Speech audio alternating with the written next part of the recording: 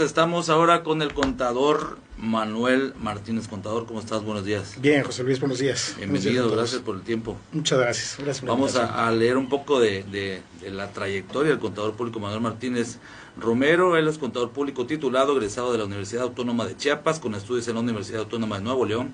Tiene un diplomado en Derecho Fiscal por la Fundación UNACH, fue consejero universitario de la Facultad de Contaduría de la UNACH, colaborador en la Administración Local de la Auditoría Fiscal de Tuxtla Gutiérrez, colaboró también en la Administración Local de Recaudación, director nacional de la Asociación Civil Liderazgo Global Incluyente, y actualmente y desde hace 25 años dirige la firma Contadores Públicos Fiscalistas. Bienvenido, Manuel. Muchas gracias, José Luis. Bienvenido. Bueno, pues sin duda alguna vamos a tocar un tema que causa nerviosismo y que incluso puede meter en graves problemas fiscales, ¿no?, a las personas. Y estamos hablando de los depósitos bancarios, ¿no? Sí, Manuel, el tema que traes. Sí, los depósitos en efectivo. Efectivo. Correcto. ¿Nos puedes explicar hasta qué límites hay de depósitos en efectivos y todos los problemas que puede generar el salirse de esto? ¿O cuándo el SAT te puede detectar cuando excediste un depósito? Sí, con todo gusto, Juan Carlos. Fíjate que hay que tomar muy en cuenta lo siguiente.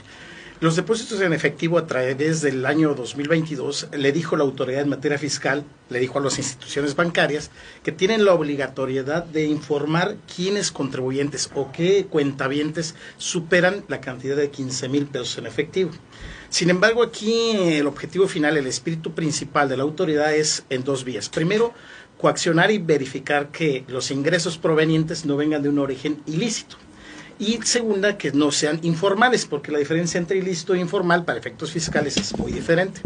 Entonces, por una parte, la autoridad en materia fiscal, el SAT, está verificando después de recibir esta información quiénes son las personas que recibieron este tipo de ingresos a partir de 15,000 pesos. Pero yo quisiera diferenciar, quisiera que pudiéramos entender que no necesariamente es para efectos de legalidad, sino también para efectos de pagar impuestos. Es decir, la recaudación es el objetivo principal que trae la autoridad. Y aún así hayan recibido 1 peso, 2 pesos, tendrá la autoridad que verificar el origen, si es de un origen lícito. Y sobre todo si ese origen de ese dinero ya pagó impuestos. Es decir, podemos tener una cantidad de dinero que fue producto de alguna negociación y que ésta se surtió efectos a través de un CFDI, de la emisión de un comprobante fiscal por internet, que es una factura, y entonces ese dinero ya generó un impuesto y ya fue tributado.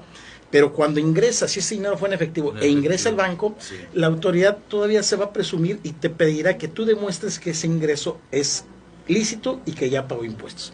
¿Cuándo supera los 15,000 pesos, como habías comentado, sí, o cualquier cantidad? No, es que aquí nada más hay que aterrizar lo siguiente. Cuando supera los 15,000 pesos es cuando el banco notifica al SAT que ya hay un cuentaviente que superó esa cantidad. Ajá. Y el SAT, dentro de sus facultades de comprobación, se dirá cuándo analiza, cuándo ejecuta y cuándo va a actuar en esta materia. Hablamos de todos los cuentavientes, de todas las cuentas. Si así hubieron 1 millón de cuentas que recibieron 15,000 pesos, más de 15,000 pesos en efectivo, ¿esas se reportan? ¿El millón de cuentas? Todo se reporta. Es decir, quisiera iniciar diciendo también que tenemos una mala comprensión, probablemente porque así hacía la cultura en materia fiscal, así está hecho, de que hay cuentas fiscales y que hay cuentas no fiscales. No, todas las cuentas que tenemos en las diferentes instituciones bancarias son fiscales, todas, absolutamente todas, e inclusive las departamentales e inclusive las tarjetas de crédito.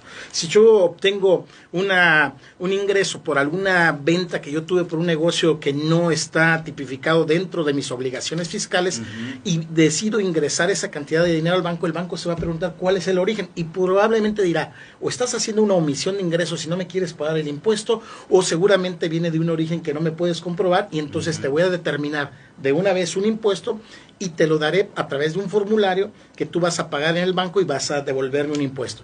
Salvo en contra, tú le dirás a la autoridad que tiene la verdad o no tiene la verdad, y entonces tú eres el que tienes que demostrar que el origen de ese recurso ni es ilícito y que ya pagó impuestos. Con esta opción que tenemos, con este recurso, por ejemplo, con el caso de que ya te requiera la autoridad fiscal de pagar el impuesto, pagas el impuesto ¿Y te quitas de problemas? Sí. ¿O te siguen buscando y observando y sigue tu cuenta observadísima? Bueno, las facultades de la autoridad son amplias, no son limitativas, entonces ellos decidirán en función de criterio personal qué es lo que procede.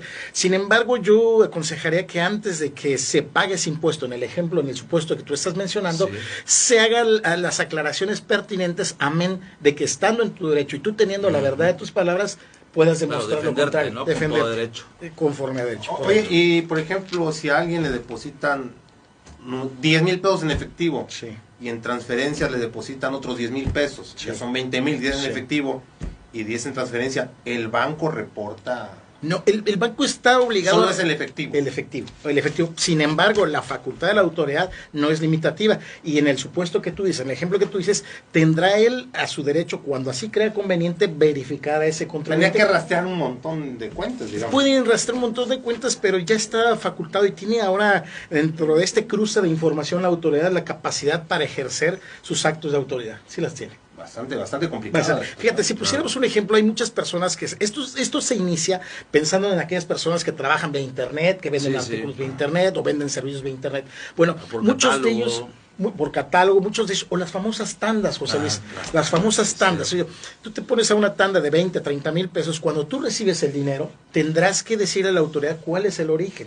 Si te detecta, y si no te detecta, tienes que estar consciente que tarde o temprano, dentro de los 5 años que tiene la autoridad para ejercer sus actos de autoridad, podrá verificarte y en su caso decidir qué es lo que procede conforme a su reglamento y lineamientos que tiene. Muy bien, ¿algún consejo que quieras compartirnos, Manuel? Por favor, bueno, contador. yo les diría que hay que tener mucho cuidado.